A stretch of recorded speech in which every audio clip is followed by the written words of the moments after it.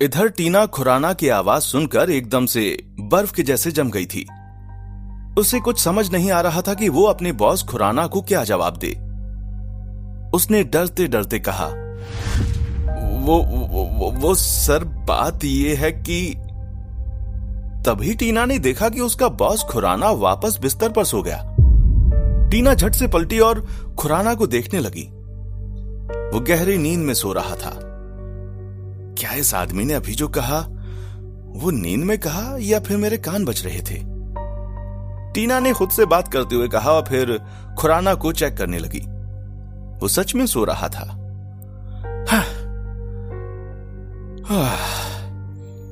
टीना ने एक सुकून की सांस लेते हुए कहा, मैं तो एकदम से डरी गई थी। इसके बाद टीना ने खुराना का फोन वापस उसके सिर के पास रख दिया। वो इस वक्त अपने बेड पर ऐसे बैठी हुई थी मानो जैसे किसी बड़ी चीज को करने के लिए बहुत सारी हिम्मत जुटा रही हो। उसने दोनों हाथों में एक कीपैड वाला छोटा सा मोबाइल पकड़ा हुआ था और बार बार उसके स्क्रीन को देखकर मन ही मन कुछ बुदबुदा रही थी। और बहुत हिम्मत करने के बाद वो एक टू की आवाज के साथ उस मोबाइल को कान पर लगा लेती है। माहौल इतना शांत था कि मोबाइल की आवाज भी पूरे कमरे में गूंज रही थी। आप जिस व्यक्ति से संपर्क करना चाहते हैं वो अभी अन्य कॉल पर व्यस्त हैं। कृपया पुनः प्रयास करें। टीना इतना सुनते ही फोन को साइड में फेंक देती है और अपनी हथेलियों में अपना चेहरा समेटते हुए एक लंबी गहरी सांस लेती है। टीना अपने उस छोटे फोन से उसी को फोन लगा रही थी जिसका नंबर उसने खुराना के फोन से लिया था। टीना अभी मन ही मन कुछ सोच ही रही थी कि अचानक से वो छोटा फोन बजने लगा। फोन की आवाज सुनकर टीना की तो हवाइयां उड़ जाती हैं। वो जैसे ही फोन के स्क्रीन पर देखती है उसे वही नंबर नजर आता है जिस नंबर पर वो थोड़ी देर पहले कॉल कर रही थी और इस वक्त उसी नंबर से कॉल आ रहा था। क्या करूं? अभी कैसे बात करूं? अगर मेरा ये बॉस उठ गया तो बुरी तरह से फंस जाऊंगी। टीना खुद को समझाते हुए कहती है और फिर फैसला करती है कि वो बाद में यहां से निकलकर बात करेगी। इसके बाद टीना कुछ नहीं करती, बस एक टच स्क्रीन को देखती है और कुछ देर बाद कॉल कट जाता है। अगली सुबह की बात है। इधर विद्युत और मानव उसी होटल के नीचे खड़े थे जहां पिछली रात दोनों शराब पी रहे थे और एक दूसरे की कंपनी एंजॉय कर रहे थे, मगर आज वही दोनों उसी जगह पर एकदम संजीदगी से खड़े थे। मानव की पीठ पर एक बैग लटका हुआ था। विद्युत मानव को एक बार फिर से सब कुछ याद दिलाते हुए पूछता है, pen, camera, charger camera, button camera सब रख लिया है ना? मानव ने हाँ में जवाब दिया। विद्युत फिर से कुछ और पूछते हुए कहता है, पता है ना, इमरजेंसी आए तो कहां फोन करना और क्या बोलना है? विद्युत की बात सुनकर मानव किसी रट्टू तोते की तरह बोलता है, हाँ सब रख लिया है और तुमने मुझे 3 पीसीओ के नंबर दिए हैं और साथ ही एक कोड भी।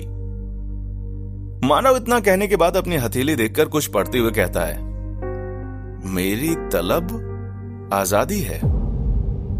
मानव के ये बोलने के बाद एक पल के लिए वो खुद सोच में पड़ गया कि उसने कहीं ना कहीं ऐसा कुछ सुना तो जरूर है।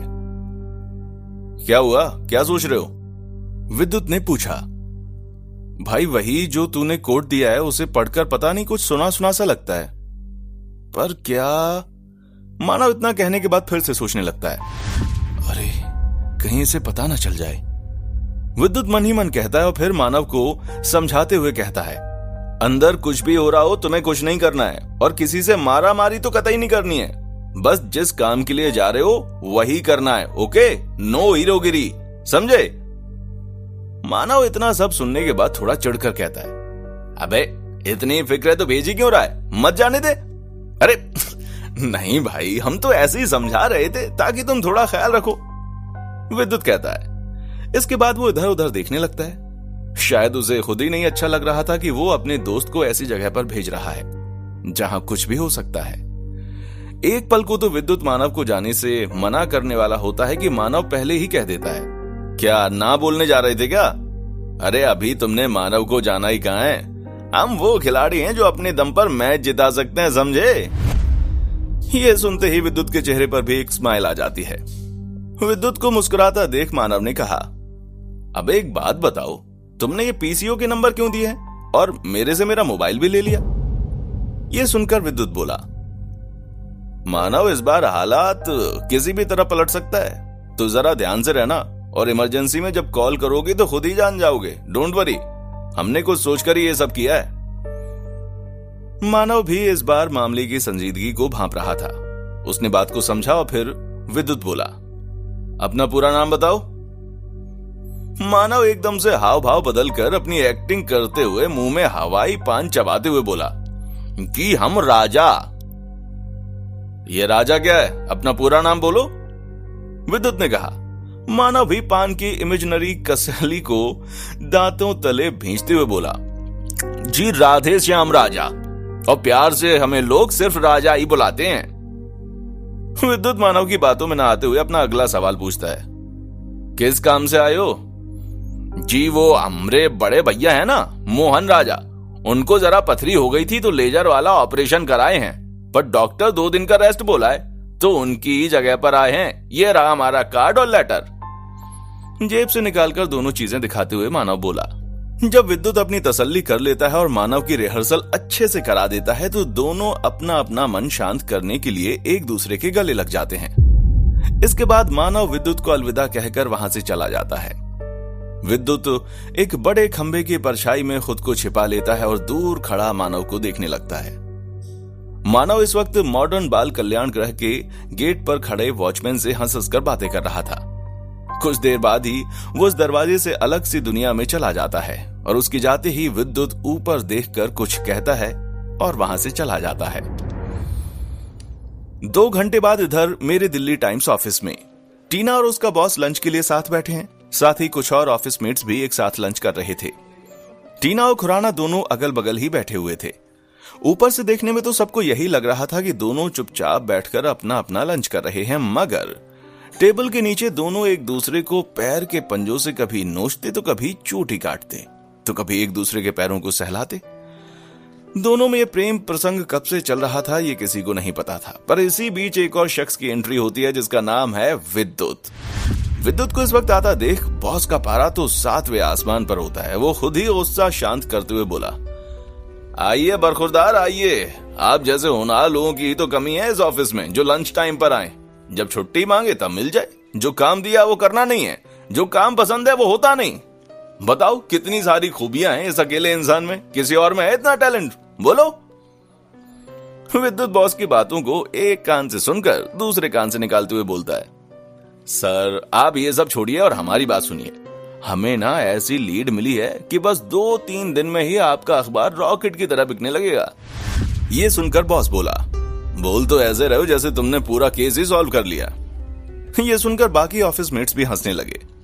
विद्युत सबको इग्नोर करते हुए अपनी डेस्क की तरफ जा रहा होता है कि उसकी नजर बॉस और टीना के पैरों की तरफ जाती है। दोनों की टांगे ऐसी लिपटी हुई थी कि मानो बरगद की जड़ें हों, और ऊपर से साफ साफ लंबे लंबे नाखून के लाल निशान भी थे, जिन्हें देखते ही विद्युत को इतना तो समझ में आ ही जाता है कि अब इनकी प्यार की पतंग जमीन पर नहीं बल्कि हवा में लहरा रही है। इधर मानव जैसे तैसे मॉडर्न बाल कल्याण के अंदर आ गया था। ठीक है चचा, जाते हैं, देखते हैं अंदर किचन में क्या क्या इंतजाम है। मानव वॉचमैन के साथ सबको सुनाते हुए कल्याण गृह के अंदर आ जाता है। अंदर उसकी दोबारा चेकिंग होती है। सारे कागजात सही निकलते हैं और इसका कारण था विद्युत, क्योंकि उसने सब कुछ सही दिया था मानव को। कुछ देर बाद मानव को एक खाली कमरे में बिठा दिया जाता है, ये कहकर कि अभी तुम्हें परचून लेने आएगा, उसके साथ चले जाना। कुछ देर में परचून भी आ जाता है। दोनों साथ साथ कॉरिडोर में चल रहे होते हैं। मानव की नजरें इस कल्याण गृह की दीवार से ऐसे चिपकी हुई थी मानो कोई परग्रही इंसानी सभ्यता को पहली बार देख रहा हो। उसने जैसा सोचा था वैसा कुछ भी नहीं निकला। ना पापड़ीदार दीवारें, ना अपाहिज दरवाजे, खिड़कियां, बल्कि उसे तो हर कोना एकदम साफ सुथरा दिख रहा था। यहां तो जन्नत जैसा है सब कुछ, मानव ने मन ही मन खुद से कहा। वैसे आप लोगों ने बड़ा साफ सुथरा कर रखा है हर कमरे को, मानव ने परचून की तरफ देखकर कहा। हाँ तो यहां तो सब कुछ अच्छे से ही होता है, परचून ने दांत दिखाते हुए कहा। तभी मानव की नजर वहां की दीवारों पर पड़ी। दीवारों पर बच्चों की कविताएं लिखी हुई थीं, कई सारे कोट्स लिखे हुए थे। इसके बाद मानव की नजर किचन की तरफ गई। वहां पर उसने देखा कि खाने के लिए साफ बर्तन रखे हुए हैं और ऊपर से सारा इंतजाम किया हुआ है। यहाँ का माहौल देखकर तो लग ही नहीं रहा कि कुछ गड़बड़ होगा।